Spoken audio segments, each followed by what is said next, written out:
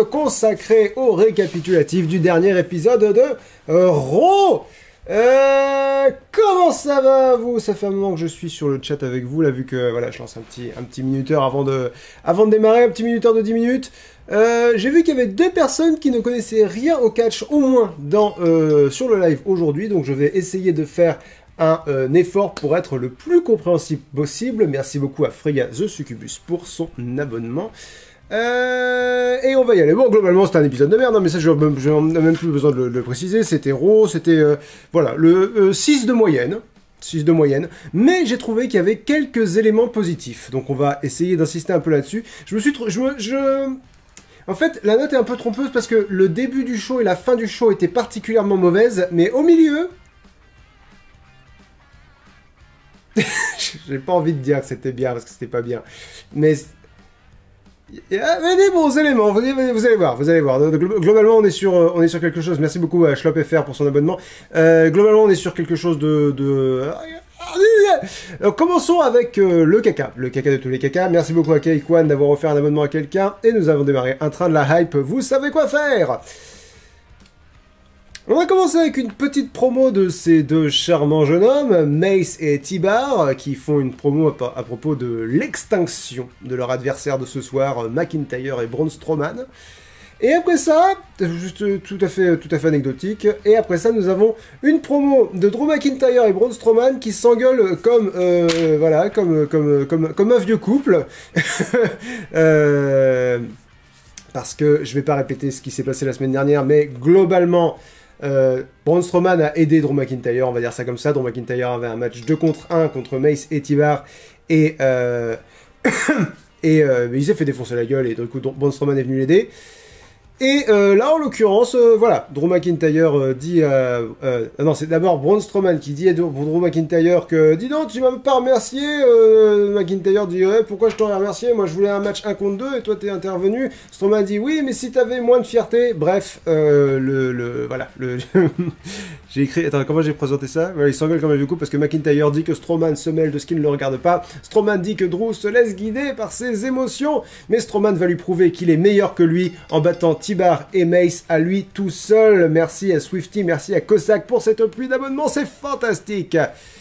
Et alors donc du coup, Braun Strowman change le match, parce que ça devait être du coup un match en équipe, change le match en match 1 contre 2 pour prouver qu'il arrive à les battre. Et il se passe exactement la même chose que la semaine dernière. Quelqu'un d'anonyme a offert un abonnement à Sturi, merci beaucoup. Et il se passe exactement la même chose que la semaine dernière, c'est-à-dire que T-Bar et Mace tapent trop Braun Strowman dans le coin du ring, ce qui est illégal. On n'a pas le droit de taper les gens dans le coin du ring, parce que sinon on cède des cordes et c'est illégal. Donc l'arbitre compte jusqu'à 5, mais si à 5 tu continues, tu es disqualifié. Et ben ils ont trouvé le moyen de se disqualifier, encore une fois. Ils ont perdu le match à 2 contre 1 contre Strowman. La même chose que la semaine dernière, littéralement la même chose que la semaine dernière. Quand ça commence comme ça, tu te dis, bon, ça va pas être l'épisode d'Euro qui va nous sortir la tête du caca, hein. Non, on y est, Et après ça, Drew McIntyre, évidemment, intervient pour venir aider Braun Strowman. Et qu'est-ce qui se passe? On a le match. On a le match. Braun Strowman et Drew McIntyre contre Mace et T-Bar, comme c'était prévu depuis le début. On a juste retardé un tout petit peu le match. Et qu'est-ce qui se passe? Braun Strowman va pour faire le Strowman Express, c'est la prise où il fait le tour du ring pour mettre des coups. Mais McIntyre, voulant frapper T-Bar esquive et c'est Braun Strowman qui se prend le coup de la corde à linge. Oh non, non, non! Oh non, non, non! Qu'est-ce qu'on va dire? J'arrive pas, à... bref. T-Bar et... Non, j'allais dire T-Bar et Mace en profitent pour gagner. Non, non, non, non, non, non. Du coup, les deux sont KO. Enfin, les deux sont KO. Non, Braun Strowman est KO. T-Bar jette Drew McIntyre dans la barricade. Ils reviennent et T-Bar et Mace gagnent par des comptes à l'extérieur. Parce que si tu restes 10 secondes à l'extérieur du ring, t'as perdu. Et c'est pas un des moins là, c'est 2 des moins. J'ai mis des moins au premier match handicap, j'ai mis des moins au match par équipe. Personne ne ressort fort de ce qui vient de se passer là. C'est-à-dire que T-Bar et Mace, ils ont perdu encore une fois par disqualification comme des teubés contre Braun Strowman dans le premier match. Ils ont gagné uniquement par des comptes à l'extérieur dans le deuxième match, donc ça veut dire qu'ils ont c'est une victoire de lâche, quoi, gagnée par des comptes à l'extérieur. Drew McIntyre est complètement con, il arrive à perdre par des comptes à l'extérieur, ce qui est quand même très très fort. Et Braun Strowman, je vais te prouver que j'arrive à les battre tout seul, on va arrêter de me taper. Donc voilà, tout le monde ressort affaibli de ce booking-là. C'est fantastique, c'est fantastique. Donc 2 des moins, c'est pas exactement un bon début. On n'est pas sur du... Ah là là, on est pas sur du plaisir. Ensuite, après le match, Drew McIntyre va voir Adam Pearce, le décisionnaire finalement de Raw, pour lui dire qu'il veut un match contre Braun Strowman ce soir. Et Adam Pearce dit qu'il peut le faire. À un moment donné, il va falloir que Adam Pearce se mette d'accord sur ce qu'il peut faire et ce qu'il peut pas faire. Parce que la semaine dernière, je sais plus qui a réclamé un match contre Roman Reigns. Cesaro. Cesaro a réclamé un match contre Roman Reigns, enfin globalement, à SmackDown. Adam Pearce a dit, mais tu sais bien que je ne peux pas faire ça, je ne peux pas faire ça comme ça. Tu peux ou tu peux pas? Voilà. Merci beaucoup à Kaikwan pour les beats.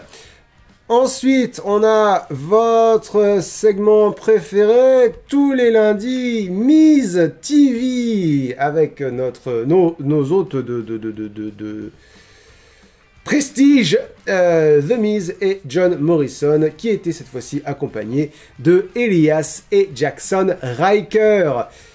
Il dit qu'ils sont là pour rendre hommage à Bad Bunny, pour le fait qu'il ait réussi à vendre toutes les places pour sa tournée de 2022. Et il dit qu'ils vont faire un concert, que ça va être un concert de Hey Hey Hop Hop, diss track de Bad Bunny, mais unplugged. Ça m'a fait sourire. Ça m'a fait sourire qu'ils fassent une version unplugged du truc de merde fait par des gens qui sont manifestement pas chanteurs. Elias dédie sa performance à Shane McMahon, parce que pourquoi pas. Ils font des harmonies. Ils font, vous savez, les... Oh, ils font des harmonies que je qualifierais de même pas presque juste. Et ensuite, ils commencent à faire la version unplugged de Hey Hey Hop Hop.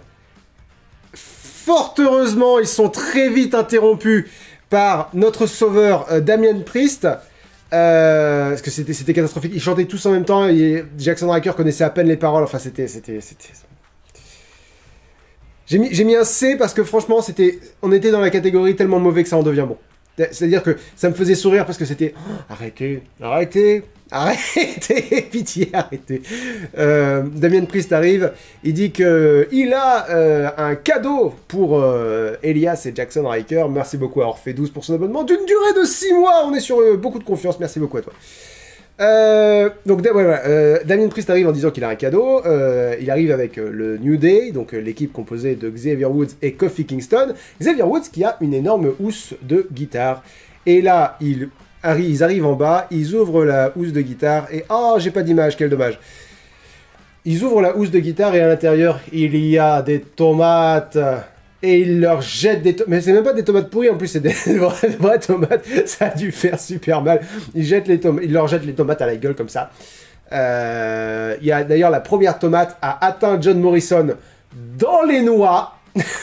Ça a dû être très désagréable. Parce que les tomates, c'est quand même vachement ferme, quoi, comme truc. C'est quand même... voilà, ça a pas dû être très agréable.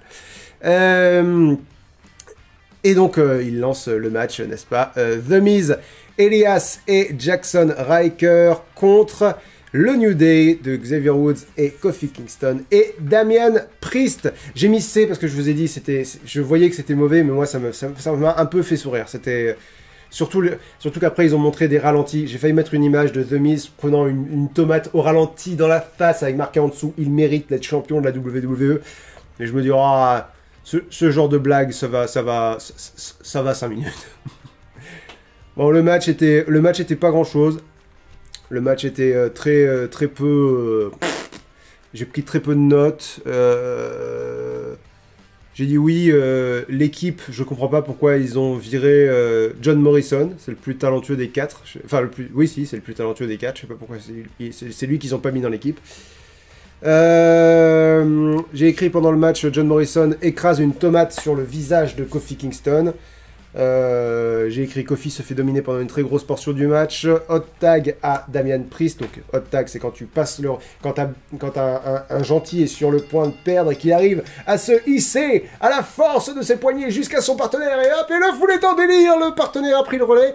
Donc c'est ça qui est arrivé à Damian Priest et il me manquait un trou dans mes notes parce que j'ai écrit Xavier Woods gagne avec un inside cradle. Donc c'est une prise où globalement tu voles un peu la victoire, c'est-à-dire tu surprends l'adversaire avec un tombé, et voilà. Et Xavier Woods a gagné. Merci à Orphée d'avoir offert 5 abonnements. Riche en abonnements aujourd'hui, le live. J'aime ça. J'aime ça. Continuez d'abonner. Continuez, c'est beau. C'est beau, j'adore ce que vous faites. Ensuite, appelez-moi Nostradamus. Appelez-moi...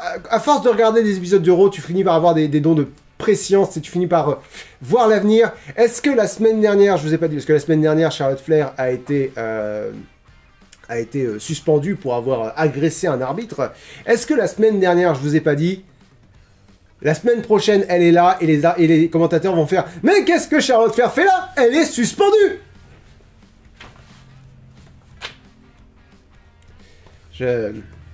J'ai horreur de me vanter, mais putain, je suis bon. Donc Sonya Deville,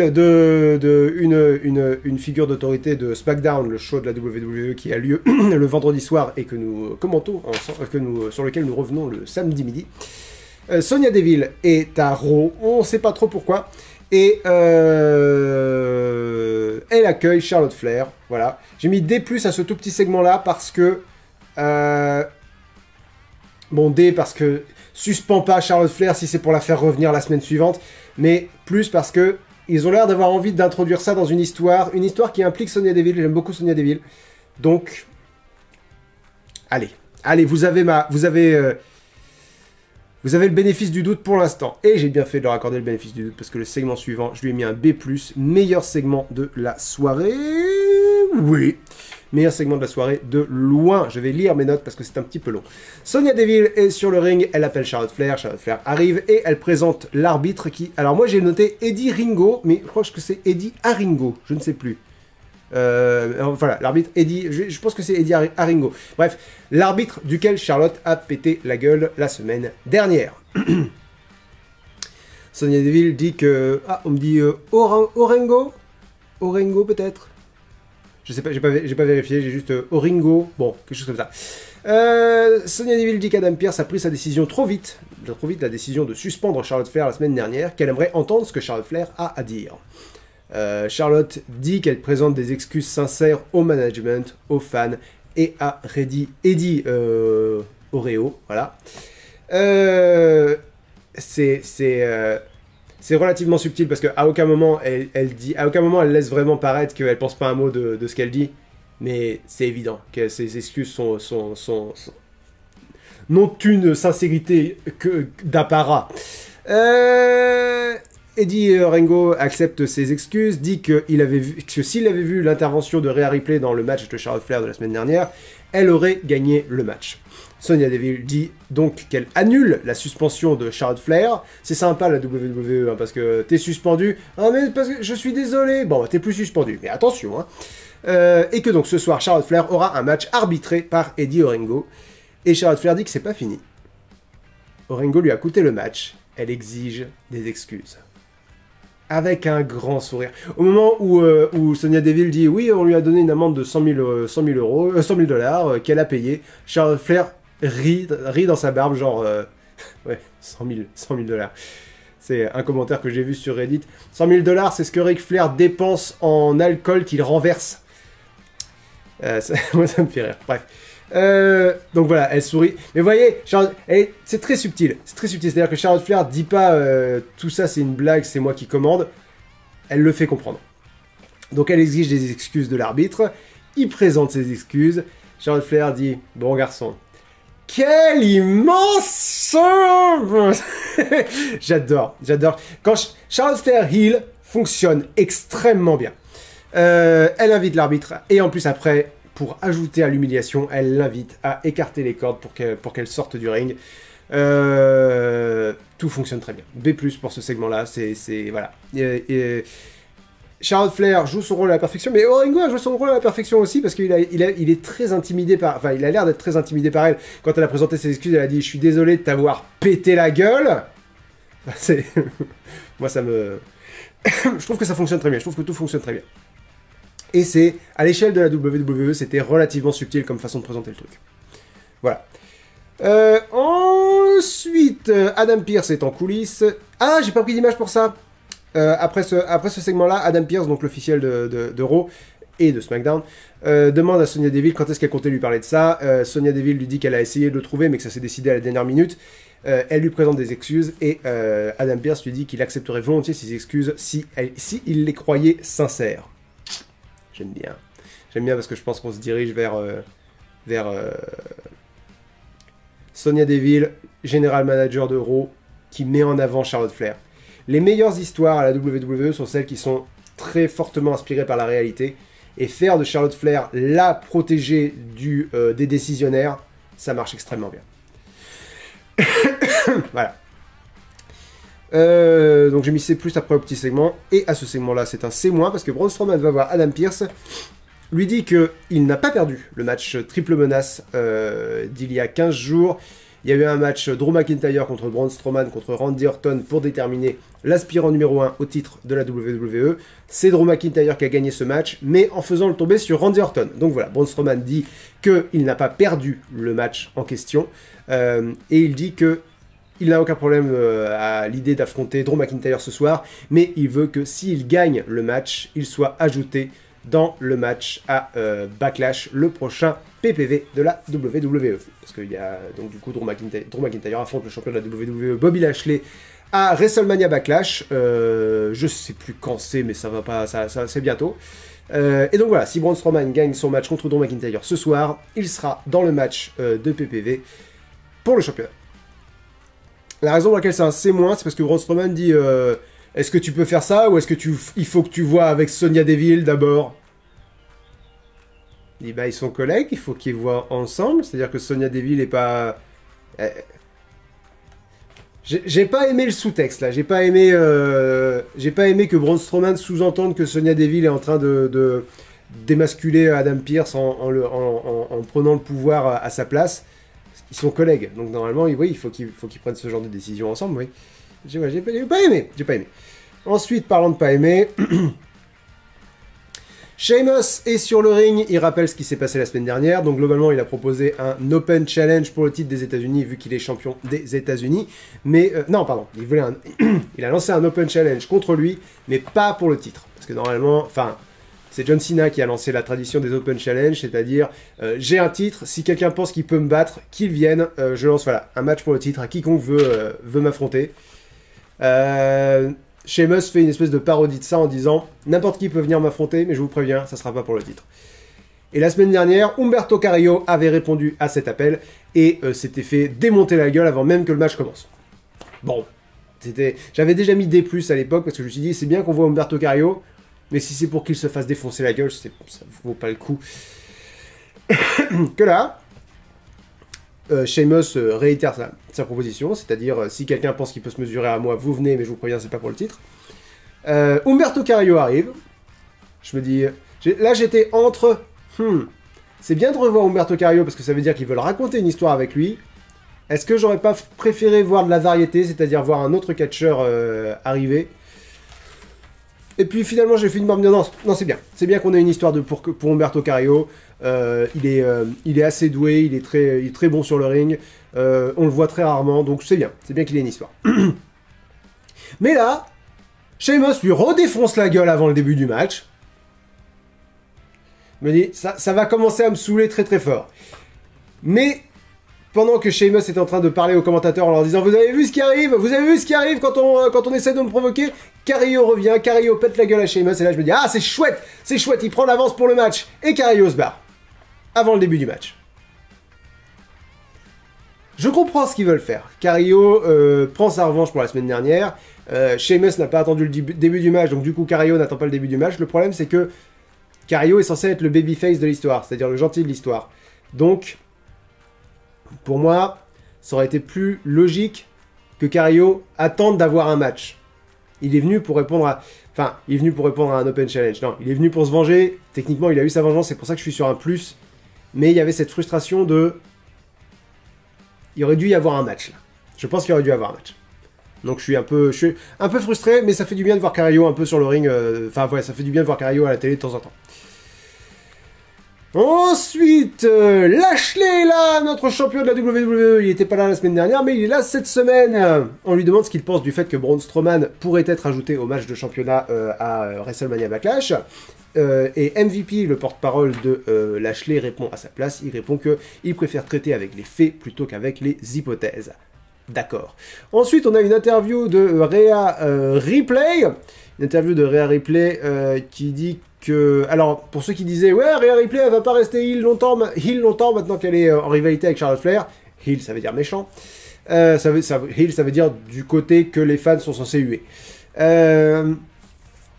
Donc les écrans continuent... Enfin, les écrans. Parce qu'en ce moment, la WWE diffuse sans public, mais avec un mur d'écran et des faux sons de public dirigés par la régie. Et la régie continue de faire huer Rhea Ripley. Donc c'est clairement toujours une heel. Et si c'est pas clair, elle sera dans l'équipe des méchantes dans leur match ce soir. Bref, Rhea Ripley est toujours heel. Elle dit qu'elle est contente que Charlotte ait reçu une amende, qu'elle est contente aussi que Charlotte soit de retour, même si ses excuses ne veulent rien dire, et qu'elle reste focalisée sur son match à 3 contre 3 ce soir, pendant que Charlotte est occupée à faire du rugby avec les arbitres. Moi, ça m'a fait sourire. Je suis sur un C. Enfin, C, ça veut vraiment dire ça a eu lieu, j'ai pas vraiment d'avis.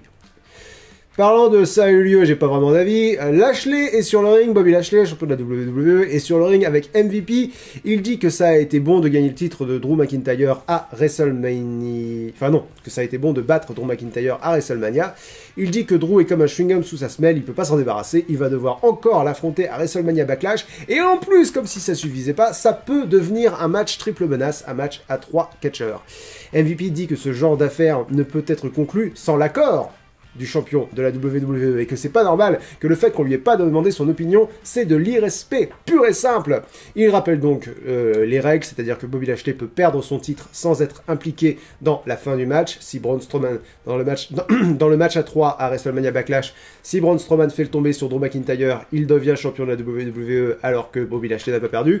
Et pareil, si Drew McIntyre fait le tomber sur Braun Strowman, il devient champion de la WWE alors que Bobby Lashley n'a pas perdu. Il dit donc qu'il va devoir être là dans le main event, de ce soir, Drew McIntyre contre Bobby Lashley, pour protéger ses intérêts. Voilà, c'est un C. Ensuite, le deuxième bon truc du match. Le deuxième bon truc de la soirée. Le deuxième truc que j'ai vraiment trouvé bon dans la soirée. On interview Riddle, qui est très content. Il est très content parce qu'il a battu Randy Orton la semaine dernière et que Randy Orton, c'est une pointure. Donc voilà, il est content. Randy Orton l'interrompt. Il l'interrompt avec un tout petit échange. Franchement, c'est le genre de truc que j'adore mettre dans mes vidéos, ce genre d'échange. C'est un échange très rapide. Randy Orton qui dit « Écoute, je sais pas de quelle planète tu viens. » Riddle répond du tac au tac « De la Terre. Ta gueule. » Ça m'a beaucoup fait rire. Randy Orton dit que Riddle a gagné son respect en le battant la semaine dernière. Il lui dit aussi que son idée de faire une équipe qui s'appellerait RK Bro, le nom est assez accrocheur. Et il dit qu'il leur a préparé un match ce soir. Et que si jamais ils gagnent leur match, ils pourront discuter de cette idée d'équipe. Et après ça, Riddle commence à s'exciter. Orton lui dit... J'ai mis C+ à cette petite interview parce que, franchement, de toute la carrière de Riddle que j'ai vue à la WWE, mon passage préféré, c'est quand il était en équipe avec Pete Dunne à NXT, les Brotherweight. Ça, Riddle, qui est super chiant en équipe avec un gars qui est très sérieux, qui supporte difficilement ses conneries, mais bon, ensemble ils gagnent.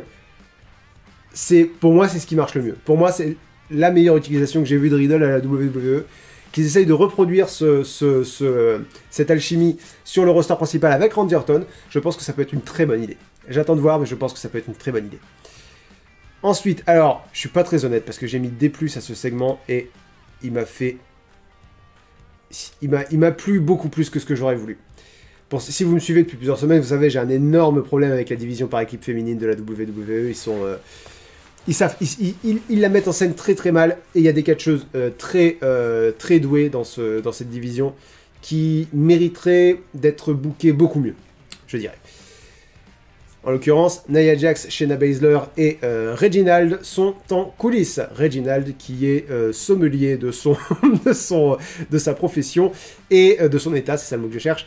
Et Shayna Baszler, pour présenter vite fait les personnages, Shayna Baszler, ancienne championne de NXT, très gros morceau, une des meilleures catcheuses en ce moment à la WWE, si vous me demandez mon avis. Nia Jax, c'est pas exactement ça. Nia Jax dit qu'elle ne croit pas du tout aux excuses de Charlotte Flair. Baszler l'interrompt en disant qu'elle ne doit pas se laisser distraire. Il y en a marre qui s'arrête pas de se laisser distraire. D'ailleurs, parlant de distraction, elle en a marre de Reginald. Nia Jax dit que... Parce que, d'après Shayna Baszler, Reginald a distrait Nia Jax dans le match qu'elles ont eu à SmackDown vendredi dernier contre Naomi. Nia Jax fait remarquer que c'est pas Reginald qui l'a distraite, c'est Shayna Baszler en voulant s'en prendre à Reginald qui l'a distraite. Et Baszler conclut en disant que c'est pas important, l'important c'est qu'elle ne veut plus de distraction, et elle s'en va. Je me dis bon, c'est bien, Shayna Baszler, et voilà, Shayna Baszler commence à affirmer vraiment qu'elle en a plein le cul de Reginald. C'est-à-dire que... Et ça devient un problème. Et j'ai rien contre le fait que Reginald soit un problème, c'est aussi mon opinion. Ensuite, Nia Jax reçoit des fleurs. Nia Jax reçoit des fleurs qui sont amenées par quelqu'un d'autre. Là, vous voyez Angel Garza, mais on voit pas Angel Garza donner les fleurs. C'est quelqu'un d'autre qui dit des fleurs pour vous, Madame Nia Jax. Évidemment, Nia Jax dit oh, Reginald, tu n'aurais pas dû. Reginald, mais je n'ai rien fait. Angel Garza arrive, parlant de catcheur qui mérite mieux. Angel Garza mérite mieux que ça. Angel Garza arrive pour dire c'est moi qui t'ai offert. Je vais pas faire l'accent espagnol. Est-ce que je fais l'accent espagnol? Ah, vous l'aimez l'accent espagnol. Mais est-ce que c'est pas un peu... Ah, je sais pas. Je fais l'accent espagnol en lisant vos messages en avant, ce sera amplement suffisant. Angel Garza arrive en disant... Et en même temps, c'est une caricature de Latin Lover. Est-ce que j'ai pas envie de... Oh, je sais pas. Do it, do it. Ah, bah écoutez, je fais ce que le peuple réclame. Il était offert des fleurs car tu es... je sais même pas ce qu'il dit. Je crois qu'il lui dit tu es belle comme tes fleurs et je te souhaite bonne chance pour ton match ce soir. Et il lui fait un baise-main et Nia Jax est... Jax est toute frétillante et Reginald est quand même... Il y a toujours le sous-texte que pour Vince McMahon, le patron de la WWE, la punchline c'est que Nia Jax ne peut pas se faire courtiser par des hommes. Pour lui, c'est inenvisageable. Et du coup, que ça arrive, c'est hilarant. Et ça me dérange beaucoup, ça.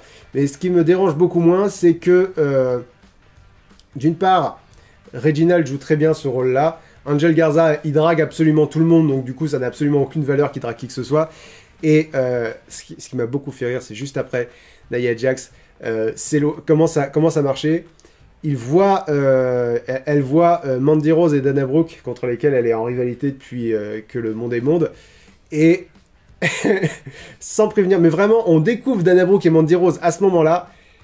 Elle prend son bouquet de fleurs et elle dit mets-les dans l'eau, connasse. Elle met un énorme coup de bouquet de fleurs. Et du coup, c'était très drôle parce que les fleurs, elles sont parties dans tous les sens. Ça a vraiment, visuellement, c'était très drôle. Et puis, c'est très drôle de voir Nia Jax. Oh, des fleurs. Voilà. Voilà, j'ai mis D+, c'est pas vraiment très...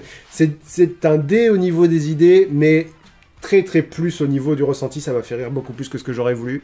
Et c'était pas si mal construit que ça.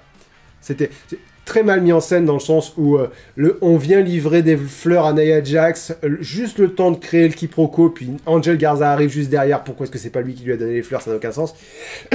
Pourquoi est-ce que Dana Brooke et Mandy Rose sont en train de s'entraîner ou de se maquiller ou de manger? Je sais pas ce qu'elles font. Pourquoi elles font ça juste devant Nia Jax alors qu'elles sont censées être en rivalité vraiment dure? Bon, c'est mal mis en scène, c'est mal fait, mais j'ai trouvé ça drôle. Ensuite, MVP, donc porte-parole de Bobby Lashley, croise Braun Strowman en train de s'entraîner. Braun Strowman, j'ai écrit qu'il sent sa présence. Il est en train de faire ce truc et il fait... Parle, sans se retourner. cool.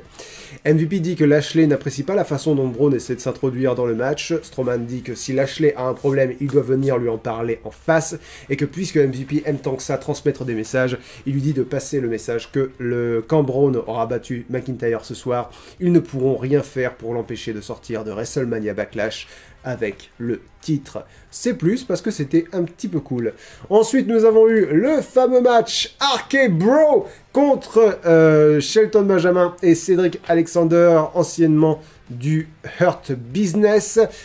Quelques spots très sympas, notamment Randy Orton qui fait un RKO sur Cedric Alexander depuis une attaque du coin.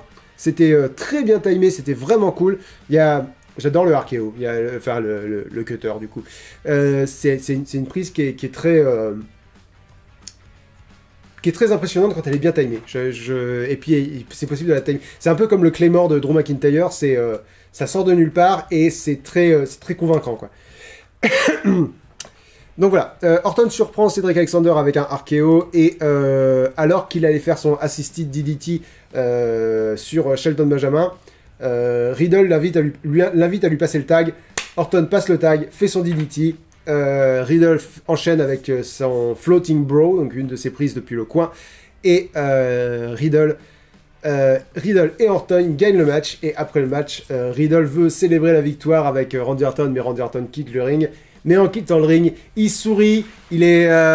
J'aime bien, j'ai mis B- ce match-là. Le moins, c'est dommage que ce soit au détriment de Shelton Benjamin et Cedric Alexander parce qu'ils avaient un push qui était bien sympa et maintenant ils l'ont plus et c'est un peu triste. Ils auraient dû faire ça contre la Lucha House Party, ils ont pas de push, ils sont nulle part en ce moment la Lucha House Party, ouais. C'est un peu dommage. Mais c'était vraiment cool. C'était vraiment cool. C'est une équipe qui marche bien, j'adore leur dynamique. J'ai l'impression que Randy Orton... voilà. J'ai l'impression que Randy Orton est dedans, c'est-à-dire que j'ai l'impression que Randy Orton est impliqué dans ce qu'il fait. Parce que si vous suivez la WWE depuis un moment, vous savez que Randy Orton, ça se voit quand il veut pas. Ça se voit quand le cœur y est pas. Que là, j'ai l'impression que le cœur y est. Donc ça fait plaisir. Ça fait plaisir. Et puis c'était un match un peu court, mais c'était un match qui a fait ce qu'il servait à faire. Je suis conscient d'avoir un peu, franchement, surnoté ce match. Mais c'est le match suivant. Donc Naomi et Lana, enfin Asuka avec l'équipe de Naomi et Lana contre Rhea Ripley avec l'équipe de Shayna Baszler et Nia Jax. J'ai mis un B- à ce match-là.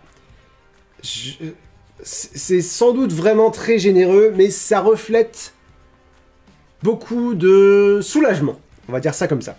Je crois n'avoir pas pris d'image pour ce match. J'ai juste vérifié mes images histoire de savoir quand est-ce qu'il faut que je passe à l'image suivante. Il faut que je pense à faire ça avant le live.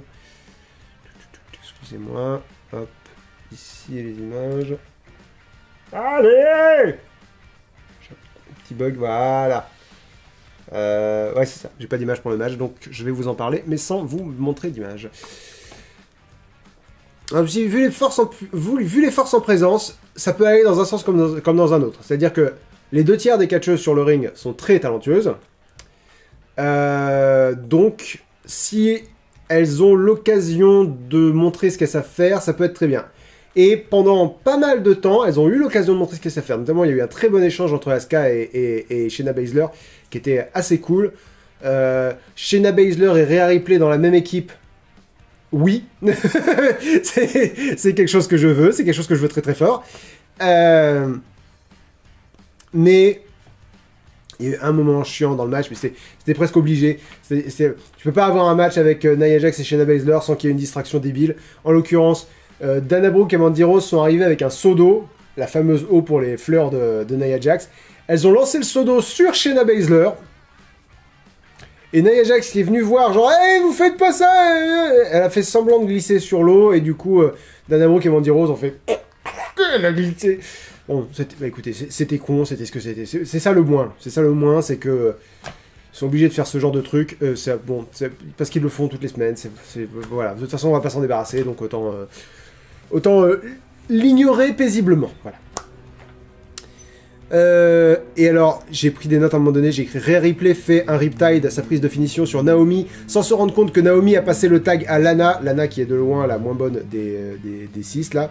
Elle s'est améliorée hein, depuis plusieurs années, mais elle est pas encore, elle est pas au niveau, je pense qu'elle sera jamais au niveau du reste de la division. Parce qu'apparemment elle travaille beaucoup. C'est dommage, mais c'est pas très encourageant, quoi. Bref. Sans se rendre compte qu'elle a passé le tag à Lana. Lana qui surprend Rhea Ripley avec un diving crossbody. J'ai eu très très peur que Lana batte Rhea Ripley. J'ai eu très très très peur. Ça n'a pas été le cas. Ensuite, Lana a réussi à surprendre Rhea Ripley avec un crucifix pin, une façon de voler la victoire, une façon de faire un tombé à l'arraché. J'ai eu encore très très... J'ai failli avoir une crise cardiaque plusieurs fois en me disant faites pas perdre Rhea Ripley par Lana. Par pitié, surtout faites pas ça. Parce que... Ils peuvent. C'est-à-dire que Lana a battu Shayna Baszler en quelques minutes. Naomi a battu Shayna Baszler en quelques minutes. Tout le monde a battu Shayna Baszler en quelques minutes. Donc on n'est pas à l'abri que Rhea Ripley aussi soit battue en quelques minutes parce que oh elle a volé la victoire, elle l'a pas vu venir, mais mon Dieu, mais qu'est-ce qui se passe? Donc là, le fait que enfin Rhea Ripley ait fait un Riptide sur Lana, donc sa prise de finition sur Lana, et qu'ensuite elle passe le tag à Nia Jax, que Nia Jax fasse sa descente de la cuisse, et que Nia Jax fasse le tomber sur Lana, il y a eu un côté très satisfaisant à voir les championnes gagner, les 3 championnes gagner. À la fin, j'étais juste tellement rassuré, content aussi d'avoir vu Asuka catcher un peu et ne pas prendre le tombé. Juste, ça fait des semaines qu'ils bookent cette division n'importe comment. Là, voir celles qui doivent gagner et faire le tombé sur la moins bonne des 3, c'est-à-dire que on n'était pas à l'abri, si vous voulez, que Lana fasse le tombé sur Rhea Ripley. On n'était pas à l'abri. Donc moi j'ai été rassuré. J'étais rassuré de la fin du match. Ensuite, petit contexte, Sonya Deville et Mandy Rose étaient en équipe dans une autre vie. Dana Brooke et Mandy Rose continuent de rigoler de leur super van. Oh, regarde, Nia Jax, elle est tombée. Parce que je sais pas pourquoi Dana Brooke et Mandy Rose ont décidé que si elles étaient des bullies contre les méchantes, eh ben c'était bien. Non, jamais. Bref.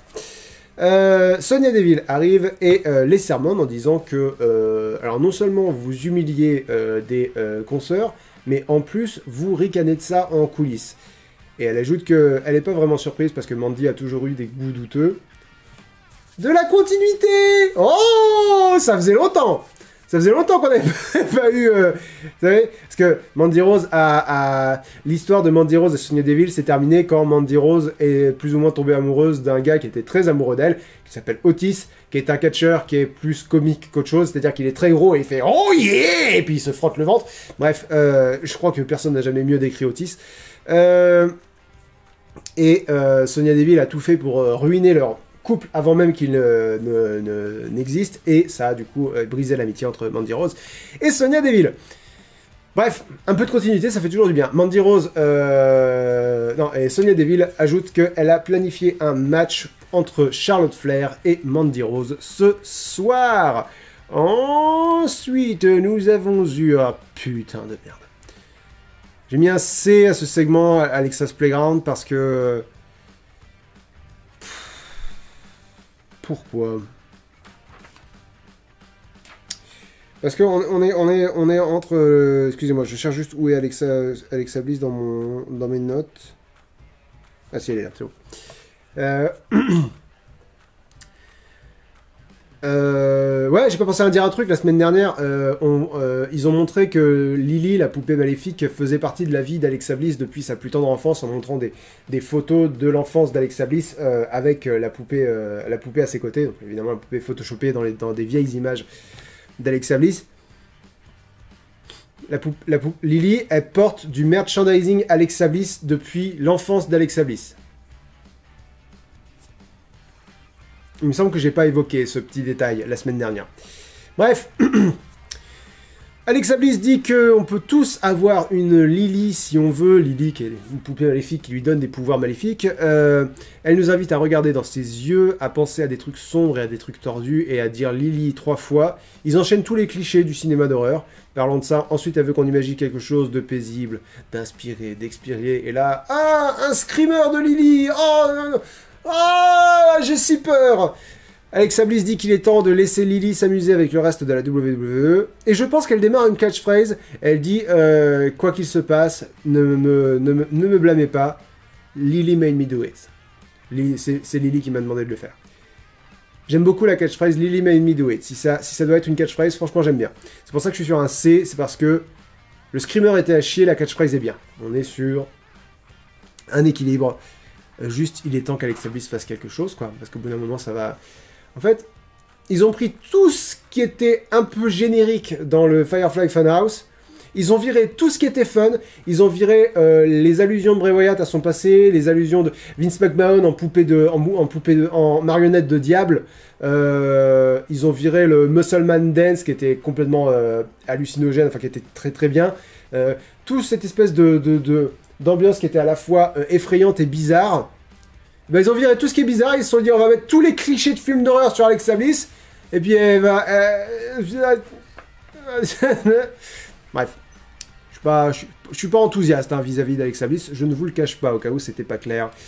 Ensuite, nous avons le match Charlotte Flair contre Mandy Rose, et globalement l'histoire elle est plus entre Charlotte Flair et l'arbitre. Charlotte Flair a tenté de tricher sur un tombé à un moment donné, mais l'arbitre l'a vu et Charlotte Flair a... C'est pas passé crème avec Charlotte Flair. À un moment donné, elle manque de percuter l'arbitre et elle commence à l'engueuler parce qu'il n'a pas à être sur son chemin. Elle fait le tomber, mais l'arbitre qui était encore un peu secoué par le fait qu'il a failli se prendre une Charlotte Flair dans la gueule, met un tout petit peu de temps à faire le tomber. Du coup, Charlotte Flair commence à l'engueuler. Mandy Rose profite de la distraction pour essayer de faire un tombé, mais Charlotte Flair revient dans le match et gagne avec sa prise de finition, le Natural Selection. Et après le match, elle refuse que l'arbitre lève son bras pour célébrer la victoire. Après le match, elle exige qu'il lui écarte les cordes pour qu'elle puisse sortir. Elle l'engueule d'ailleurs parce qu'il est parti du ring avant de lui avoir écarté les cordes pour qu'elle puisse sortir. J'ai mis C+, dans le sens où le match c'était pas grand chose, mais j'adore le personnage de Charlotte Flair. Elle fonctionne extrêmement bien. Après, on a une très courte interview de Drew McIntyre où il dit qu'il n'est pas content de la stipulation de Braun Strowman parce qu'il dit que le match ne pourra finir que par un Claymore. Et ensuite, j'ai mis un D au main event parce que quand est-ce qu'on va avoir une fin clean à un main event de Raw, bordel de nom. Bref. Le match était sympa un peu, c'est-à-dire que les deux hommes sont très lourds mais très forts et du coup il y a un côté spectaculaire à les voir se porter des prises, à les voir se soulever les uns. Il y a un côté King Kong contre Godzilla quoi.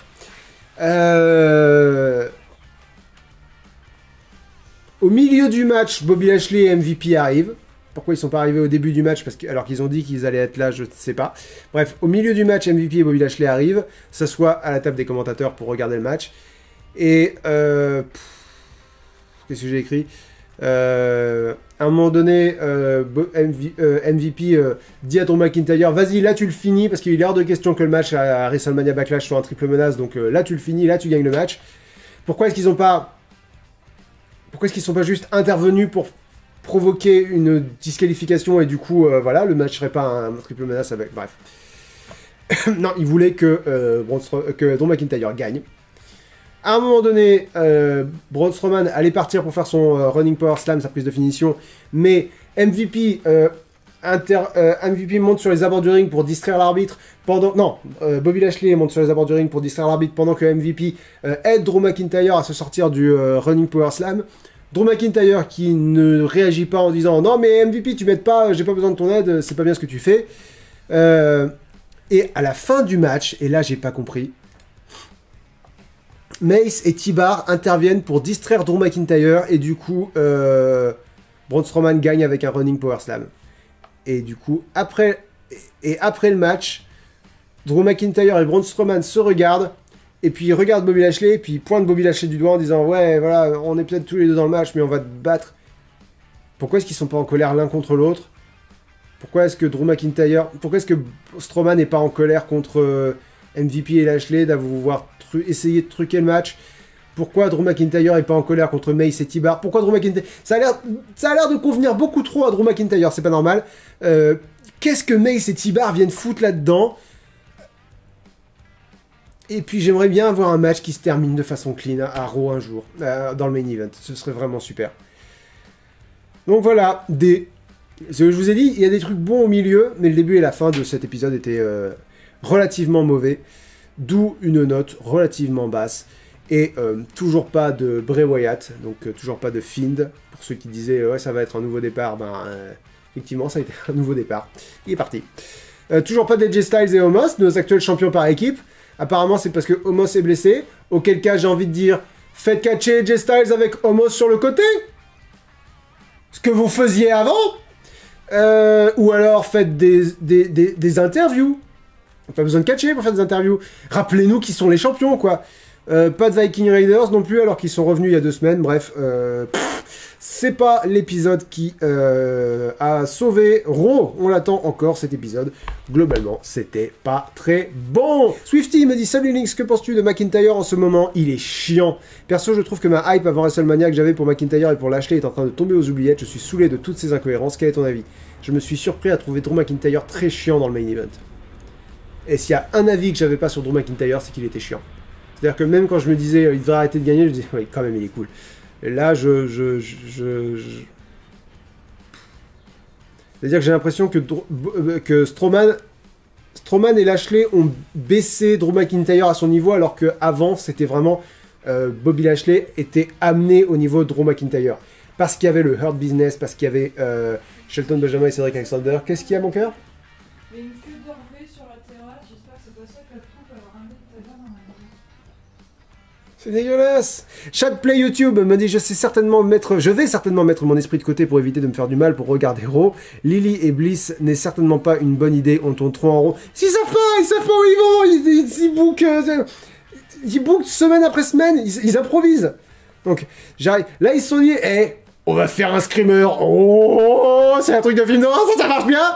J'arrive pas à comprendre l'utilisation pour qu'au final on doit rendre à César ce qui est à César. L'Alexa's Playground ne fera pas long feu. Ou alors elle fera long feu. Ou alors ça va durer très longtemps.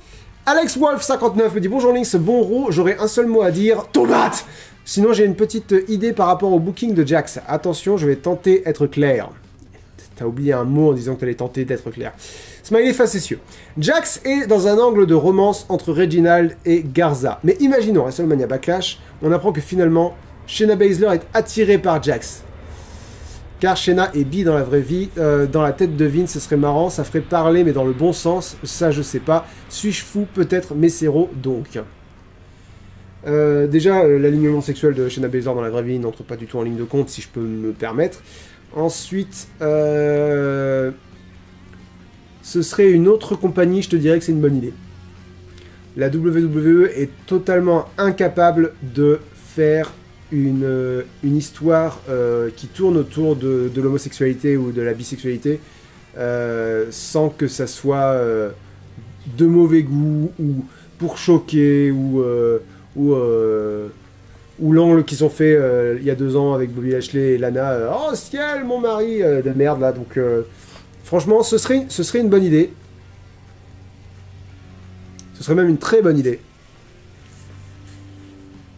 Mais s'ils font ça, Shayna Baszler va finir par devenir un personnage caricatural de lesbienne. Et c'est ça ou l'angle va être complètement droppé. Ou bref, c'est une bonne idée, mais ça, ils vont pas savoir le faire. Ils vont pas savoir le gérer. Donc moi, je dirais non. Val me dit tout le monde a battu Shayna Baszler en quelques minutes, mais Shayna a aussi battu tout le monde en quelques minutes. Je te rappelle les Michel. Oui, c'est ça. Disons que ça ne veut rien dire et ça va nulle part. Voilà, disons ça comme ça. Val me dit mais du coup, si MVP a aidé Drew, pourquoi Braun s'en fout? Oui. Par exemple, oui, c'est une des interrogations qu'on peut avoir. Raven Glorion me dit bonjour Lynx, je sais que tu n'es pas fan de prédire les rivalités, mais je suis le cash depuis juillet 2020, donc je ne suis pas encore à l'aise avec tous les ressorts, d'où ma question. Est-ce qu'une prochaine grosse rivalité qui consisterait en l'unification des titres universels et WWE serait envisageable?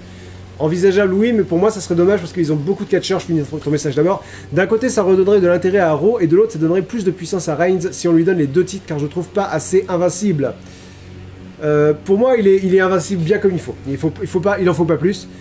Pour moi, ils ont suffisamment de catcheurs pour avoir 2 rosters avec 2 sets de titres différents.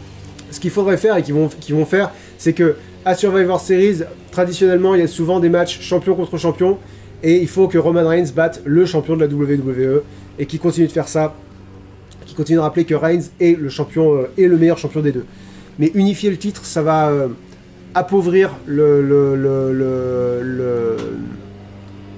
appauvrir les possibilités d'histoire à Raw. Et pour moi, c'est une mauvaise idée. Gwendal Fabé me dit Demat Montara, normalement c'est du breton, désolé si c'est faux, qu'est-ce que j'en sais rien, je suis né en Normandie, je parle français, je parle pas un mot de breton. On sait que tu préfères NXT et que Raw n'est pas terrible, mais quel est le reste du classement de tête, puis le comparer avec les chiffres du tableau pour voir si c'est raccord. Bah, les chiffres du tableau, je les vois très régulièrement, donc j'ai même pas besoin de je sais ce qu'il y a sur le tableau. Pour moi, c'est vraiment NXT et NXT UK largement en tête. Ensuite, SmackDown et Dynamite à peu près dans un mouchoir de poche. Ensuite, il y a 205 Live qui est très particulier. Le show dure qu'une demi-heure. Il y a 2 matchs et ça existe un peu dans son monde, quoi, 205 Live. Et derrière, il y a Raw qui a du mal à rattraper le wagon de tête. Et je pense que si on regarde le tableau, je suis à peu près. Voilà, je suis très confiant. Voilà, 15,6 pour NXT en moyenne sur l'année. 15 pour NXT UK, 14,4 et 14,2 pour Dynamite, 205 Live et Raw loin derrière. Donc voilà, je suis raccord avec ma propre opinion. Bert Alvarez me dit Hello Links, je voulais savoir. Je commence par saluer le retour que j'attendais le plus à la WWE. Non, ce n'est pas Aleister Black, le début de la chevelure de Braun Strowman. Le début de chevelure, pardon, de Braun Strowman. Hey, nous partageons une coupe de cheveux. Il est plus dégarni que moi. Un petit peu. Sinon, je vais te poser une question. J'adore la menace. Sinon, je vais te poser une question. Et je te préviens. Elle appellera une réponse. Est-ce que tu penses que dans l'avenir, les gens sur le chat arrêteront de te demander ton pronostic sur les storylines futures? Il y a absolument aucune chance. Très bonne journée à toi, au chat, à Camille et à ton armée de Funko Pop Smiley facétieux. Elles te disent bonne journée, car elles me parlent. Et enfin, Anto me dit bonjour Lynx, ça va? Oui, je commence à avoir un peu mal à la gorge parce que ma chérie elle passe sa tondeuse et du coup je suis obligé de parler fort. Pas de questions pour ma part aujourd'hui, juste un petit message pour te remercier pour toutes tes vidéos et tes lives. En ce moment je me refais tous tes bilans et pronostics et ça me rappelle les anciennes storylines et je passe de bons moments. Encore merci et bonne journée, Smiley facétieux. Je suis très content qu'il y ait des gens qui fassent ça parce que c'est quelque chose que j'aime beaucoup faire, ça revoir des anciennes vidéos, pas les miennes, mais regarder des anciennes vidéos et voir comment ça a évolué depuis. Je trouve toujours ça un petit peu cool, c'est ce qui se rapproche le plus du voyage dans le temps et c'est très chouette. Merci à tous d'avoir regardé ce live. On se donne rendez-vous jeudi pour parler de Dynamite et de NXT. Je vous souhaite à tous une très bonne fin de journée et bisous tout le monde. Ciao.